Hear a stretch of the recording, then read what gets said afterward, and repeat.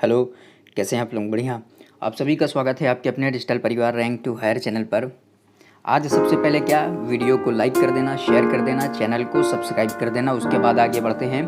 आज का मोटिवेशनल जो थॉट्स है कि पानी में गिरने से किसी की जान नहीं जाती, पानी में गिरने से किसी की जान नहीं जाती, जान तभी जाती है जब तैरना नहीं आता। और परिस्थितियाँ कभी समस्या नहीं बनती, परिस्थितियाँ कभी समस्या नहीं बनती, समस्या तभी बनती है जब हमें परिस्थितियों से निपटना नहीं आता। आइए आगे बढ़ते हैं। आज की जो महत्वपूर्ण सुर्खियां हैं, जो महत्वपूर्ण जो प्रश्न हैं, उन प्रश्नों को देखते हैं। गुजरात के जामनगर में खुलेगा दुनिया का पहला ग्लोबल ट्रेडिशनल मेडिसिन सेंटर। 10 साल तक ऑस्कर में शामिल नहीं हो पाएंगे विल स्मिथ, थप्पड़ कांड। ठीक है, आइए आगे बढ़ते हैं। उपराष्ट्रपति वेंकैया नायडू ने संगीत नाट्य अकेडमी फेलोशिप पुरस्कार और ललित कला अकेडमी के राष्ट्रीय पुरस्कार प्रदान किए। पंचायती राज मंत्रालय आज़ादी का अमृत महोत्सव को जन उत्सव के रूप में मनाने के लिए 11 से 17 अप्रैल तक विशेष सप्ताह मनाएगा। राष्ट्रपति रामनाथ कोविंद पोरबंदर में माधवपुर में घेड़ मेले का शुभारंभ करेंगे। कोरिया ओपन बैडमिंटन चैंपियनशिप से पीवी सिंधु और किदाम्बी श्रीकांत हुए बाहर।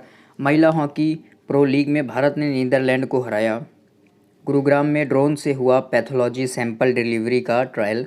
उत्तराखंड में भ्रष्टाचार उत्तराखंड मुक्त 1064 ऐप लॉन्च किया गया। आइए बढ़ते हैं अपने प्रश्नों की ओर। दुनिया का पहला global traditional medicine centre Bharat में खुला है। इसके बारे में जानकारी प्राप्त करें कि दुनिया का पहला global traditional medicine centre Bharat के कहाँ खुला है? जामनगर, गुजरात में खुला है। गुजरात के जामनगर जिले में दुनिया का पहला ग्लोबल ट्रेडिशनल मेडिसिन सेंटर होगा। इस सेंटर में 100 से ज़्यादा देशों की दवाओं पर रिसर्च किया जा सकेगा। भारतीय प्रधानमंत्री नरेंद्र मोदी इस सेंटर का शिलान्यास कराने गुजरात आएंगे।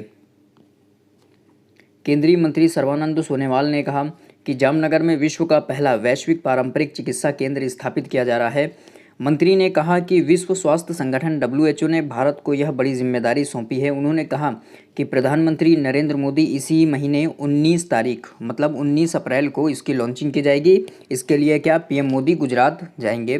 2050 मिलियन डॉलर की लागत से स्थापित होने जा रहा ग्लोबल ट्रेडिशनल मेडिसिन सेंटर के लिए गुजरात सरकार ने 35 एकड़ ज़मीन मुफ्त में आवंटित की है।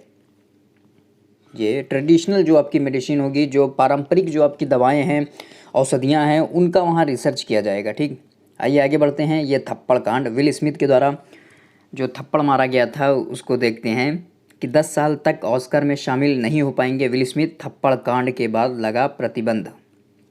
आइए जानते हैं। हॉलीवुड एक्टर विल स्मिथ 10 साल तक ऑस्कर में शामिल नहीं हो पाएंगे। दरअसल ऑस्कर में अमेरिका के मशहूर जो कॉमेडियन और प्रोजेक्टर क्रिस रॉक को थप्पड़ मारने के कारण विल स्मिथ पर यह प्रतिबंध लगाया गया है। क्रिस रॉक थे, इन्होंने विल स्मिथ की जो वाइफ है उनके क्या बीमारी थी, उनके बाल नहीं थे, तो उसकी बीमारी का मजाक उड़ाया था, जिसके कारण विल स्मिथ ने क्रिस रॉक को थप्पड़ मारा था। अब क्या हुआ कि इनको 10 साल तक ऑस्कर में शामिल नहीं हो पाएंगे, इन पर प्रतिबंध लगा दिया गया है। हॉलीवुड फिल्म एकेडमी ने शुक्रवार को यह कहा कि उसके बोर्ड ऑफ गवर्नर्स ने ऑस्कर के मंच पर प्रोजेक्टर क्रिस रॉक को थप्पड़ मारने के बाद विल स्मिथ को ऑस्कर समेत अपने किसी भी कार्यक्रम से 10 साल के लिए प्रतिबंधित कर दिया है। ऑस्कर उससे संबंधित जो भी कार्यक्रम होगा उससे विल स्मिथ को 10 साल के लिए क्या कर दिया गया है? प्रतिबंधित कर दिया गया है। Academy of motion picture arts and sciences के अध्यक्ष डेविड रूबिन और मुख्य कार्यकारी डॉन हडसन ने बयान में कहा कि 94वां ऑस्कर कई लोगों के जश्न मनाने के लिए था जिन्होंने पिछले साल अविश्वसनीय काम किया, लेकिन इस दौरान विल स्मिथ द्वारा किए गए अस्वीकार्य व्यवहार ने इन पर पानी फेर दिया।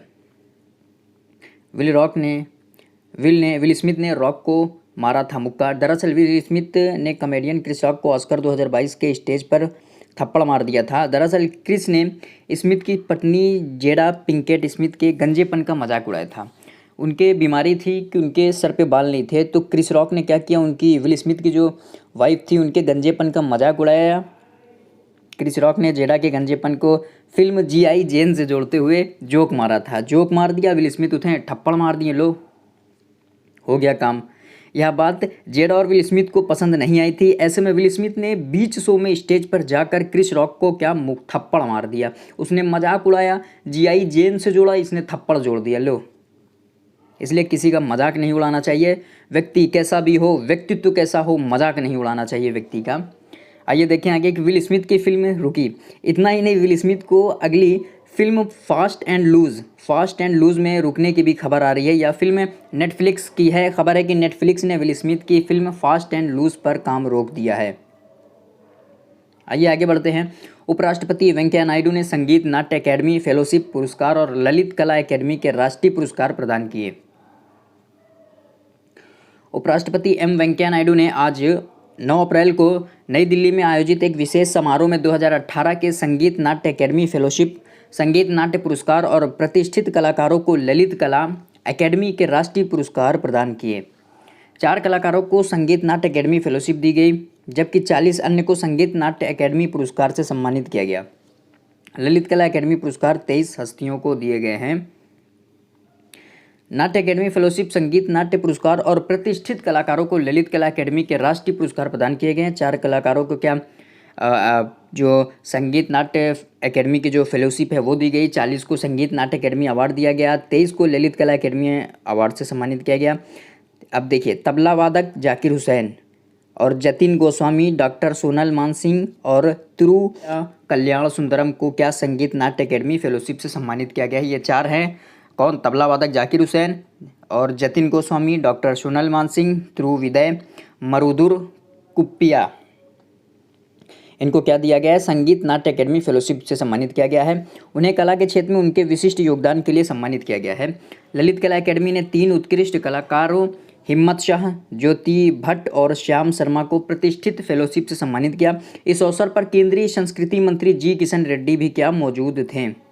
इस अवसर पर उपराष्ट्रपति वेंकैया नायडू ने कहा कि देश के कलाकारों ने अपने समृद्ध अतीत को वर्तमान और भविष्य के सूत्रों में पिरोए रखा। नायडू ने कहा कि देश की भव्य जो सांस्कृतिक परंपराएं हैं और विभिन्न जो कला संस्कृतियां हैं उनको संरक्षित रखा, उसे आगे बढ़ाने का कर्तव्य किया, उसे आगे बढ़ाने का कार्य किया। केंद्रीय संस्कृति मंत्री जी किशन रेड्डी ने कहा कि कला और संस्कृति भारत की आत्मा है और इनका संरक्षण अवश्य किया जाना चाहिए, आवश्यक है इनका संरक्षण।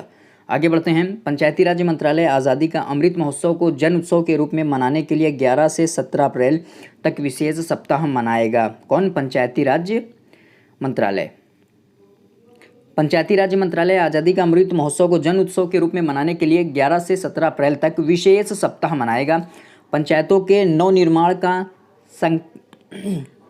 संकल्पोत्सव नाम से मनाए जा रहे इस विशेष सप्ताह के दौरान कई सम्मेलनों का आयोजन किया जाएगा, जिसमें सभी हितधारकों के विचारों, सतत विकास लक्ष्यों, तकनीकी पक्षों, सर्वोत्तम प्रथाओं और अत्याधुनिक जो परिकल्पनाओं, नवाचार को इसमें शामिल किया जाएगा। 7 दिवसीय कार्यक्रम को इस तरह से डिज़ाइन किया गया है कि यह पंचायतों और अन्य प्रमुख जो हितधारकों हैं उनको क्या अधिक फायदेमंद होगा। नई दिल्ली में सतत विकास लक्ष्यों के बारे में 11 अप्रैल को विज्ञान भवन में राष्ट्रीय हितधारक सम्मेलन के आयोजन के साथ ही सप्ताह भर चलने वाला यह कार्यक्रम शुरू हो जाएगा। आइए आगे बढ़ते हैं। राष्ट्रपति रामनाथ कोविंद पोरबंदर में माधवपुर घेड़ मेले का शुभारंभ करेंगे। राष्ट्रपति रामनाथ कोविंद आज से 9 अप्रैल से गुजरात के 3 दिन की यात्रा पर हैं। वे आज नर्मदा जिले में मध्यस्थता और सूचना प्रौद्योगिकी विषय पर राष्ट्रीय सम्मेलन का उद्घाटन करेंगे। इस सम्मेलन का आयोजन गुजरात उच्च न्यायालय कर रहा है। राष्ट्रपति कल 10 अप्रैल को पोरबंदर में माधवपुर घेड़ मेले का आयोजन का शुभारंभ करेंगे। आपसे पूछा जा सकता है कि माधवपुर घेड़ मेला का आयोजन कहाँ किया गया है? पोरबंदर, गुजरात में। आइए आगे बढ़ते हैं। जो महत्वपूर्ण आज का जो थॉटता रहूँगा, लाखों ठोकरों के बाद भी संभलता रहूँगा, गिर कर फिर से उठूँगा और चलता रहूँगा। आइए आगे बढ़ते हैं। जो महत्वपूर्ण प्रश्न हैं उनकी चर्चा करें कि कोरिया ओपन बैडमिंटन के सिंगल्स सेमीफाइनल में पीवी सिंधु और किदाम्बी श्रीकांत अपने अपने मैच हार गए।